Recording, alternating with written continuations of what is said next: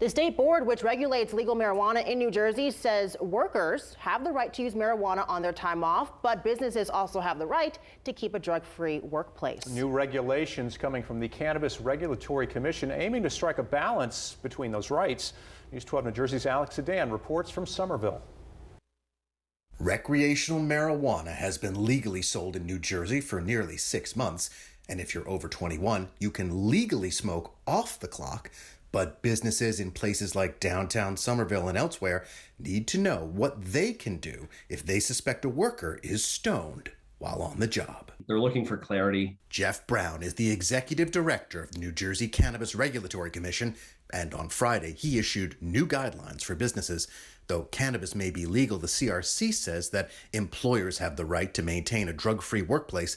Employers may require an employee to undergo a drug test upon reasonable suspicion of an employee's usage of cannabis or cannabis products. The drug test alone is not sufficient to support an adverse employment decision. But now you can use this framework to develop additional evidence to observed signs that somebody is impaired. Signs listed on this sample form, the CRC suggesting that one or more of them, from glassy eyes to excessive belching to odor of marijuana to inappropriate wearing of sunglasses, could be cause for a mandatory workplace drug test. They should be noted when they're uncharacteristic of that person's baseline performance, baseline appearance, baseline behavior. Those observations, combined with a positive test, could get an employee punished or terminated. Look, I think if they document signs that they believe reasonably show that somebody is suspected of being impaired, and then have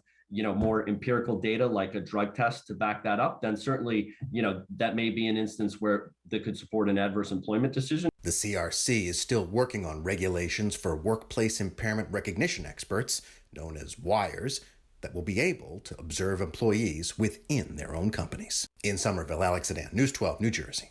Brown says the CRC estimates that 900,000 people in New Jersey are using cannabis.